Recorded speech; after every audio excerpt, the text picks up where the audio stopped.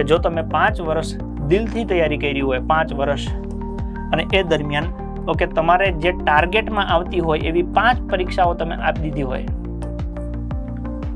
મતલબ કે કોઈ વ્યક્તિએ સળંગ 5 વર્ષથી નકરી તૈયારી જ કરી, કન્ટિન્યુ તૈયારી, બીજી કઈ વસ્તુ જ નહીં, અને એ દરમિયાન રેન્ડમલી કોઈ પરીક્ષા નહીં પણ વ્યવસ્થિત, એમ માની લો કે પોલીસ કોન્સ્ટેબલ છે, તલાટી છે, એવી મોટી 5 પરીક્ષાઓ દીધી હોય, અને એ પરીક્ષામાં હજી એ માની લો કે એને 50% માર્ક્સ ન થતા હોય, તો એવા વ્યક્તિએ તૈયારી છોડી દેવાય.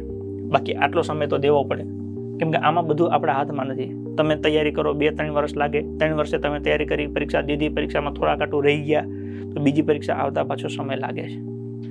એટલે આ 2 ઓપ્શન, 5 વર્ષ એકલા નહીં, 5 વર્ષમાં 5 પરીક્ષા દીધી હોય, માની લો 5 વર્ષ થઈ ગયા પણ 5 પરીક્ષા હજી તમારી પૂરી નથી થઈ, તમે 3 જ પરીક્ષા દીધી છે, તો હજી 2 પરીક્ષા બીજી દીધી હોય ત્યાં સુધી રાહ જોવી પડે.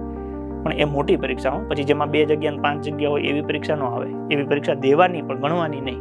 પરીક્ષા તો બધી દેવાની પણ ગણવાની એ જે આપણા ટાર્ગેટમાં આવતી હોય. એટલે 5 વર્ષની વ્યવસ્થિત તમારી તૈયારી હોય અને 5 પરીક્ષાઓ તમે વ્યવસ્થિત આપી હોય અને એમાં જો 50%થી ઓછા આવે તો ફિલ્ડ મૂકી દેવાય.